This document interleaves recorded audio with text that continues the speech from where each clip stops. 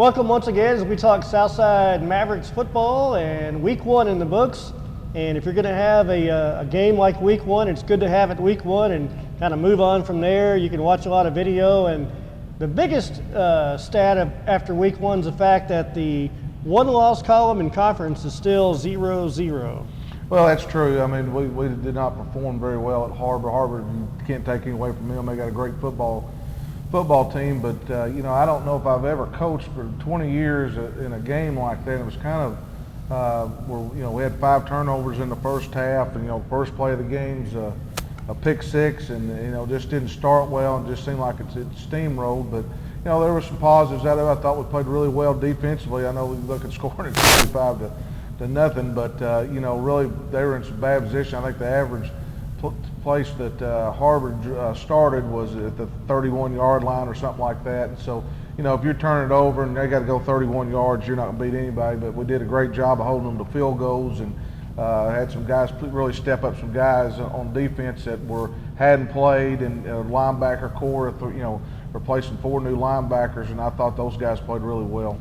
Well, at one point, they had 43 yards of offense and 17 points. Yeah, I mean, then you just can't give it to them. It's kind of like I was talking to a coaching friend of mine, and he said, you must be a real nice guy just giving it away like that. And pretty much that's what we did. I mean, anytime that you lay it on the ground, you throw interceptions and things like that, and it doesn't matter who you're playing, you're not going to beat them. But obviously when you play a team of this caliber of HarBer, then you 6 times. I mean, I've been here for 12 years, and we've never turned it over 6 times in a ball game. A lot of times, then turned it over 6 times in a season. And but those things are over and done with. There's nothing we can do about it now. We got to pick up and move on. And at halftime and stuff, talk to the kids about, hey, we want to see what kind of efforts you got, and get better. I mean, that was the whole point. That's what non-conference is all about, getting better each play, each second that you're out there. And I thought we had some guys that really stepped up and did that. And then, disappointing part of it, we had some guys that,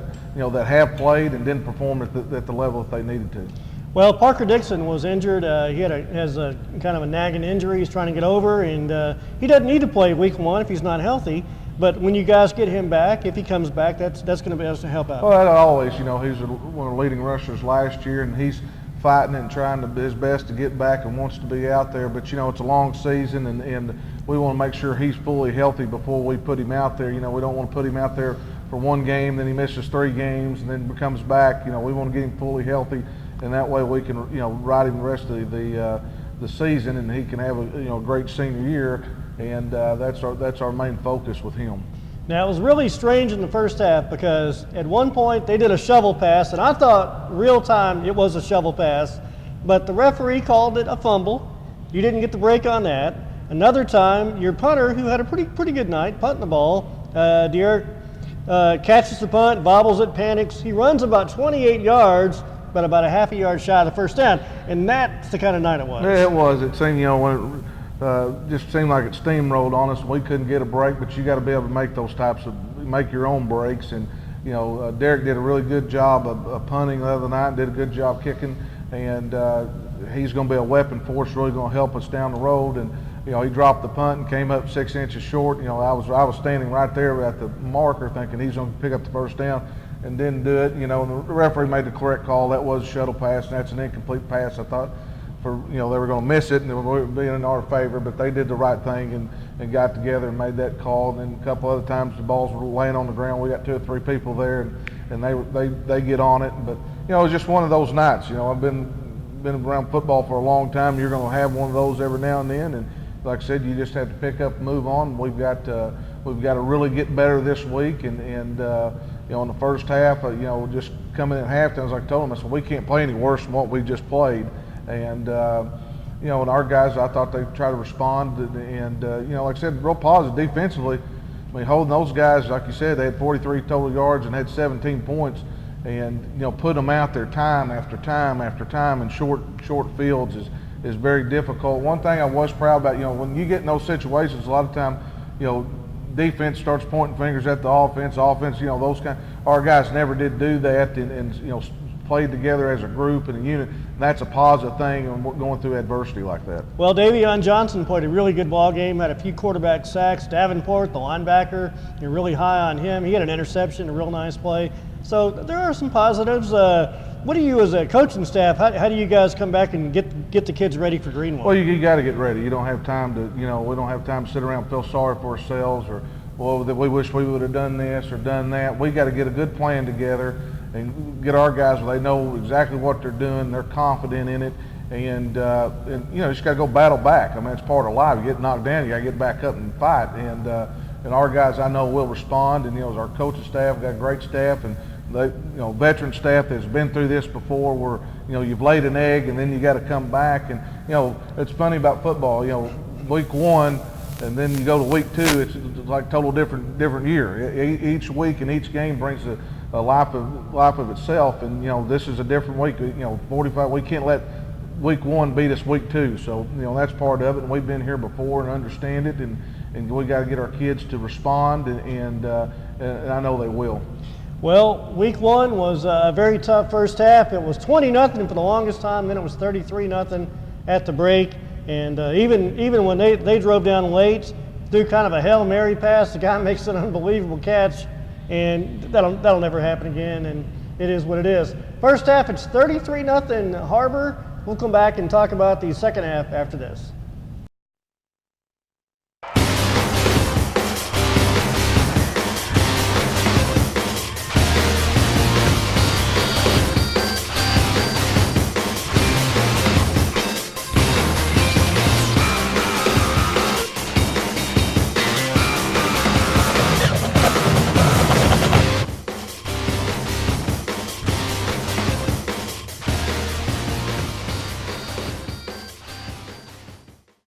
Well, it's last year you played HarBer and you're down at halftime. You had an onside kick. Did you think about doing that again? Well, we thought about it. More focus was, I wanted to see our guys who was going to compete. And it was like I told them at halftime when told the defense, hey, you played really well. I mean, I couldn't ask for anything more of you. And I know Coach Tessing felt, hey, that's a real positive. We got the guys that we had some question marks about really stepped up and played really well. They were playing good as a unit, playing fast, and that part of it, and so that was a positive to build on. But as a group, pretty much you go in, it's 33-0. You got, the kids understand, they're smart enough to understand, hey, this thing's probably gotten away from us. And it's like I told them, I said, I want to see you come out in the second half, and we've got to get better. I said, we can't play any worse than what we did, and each individual guy and each individual group go out and improve.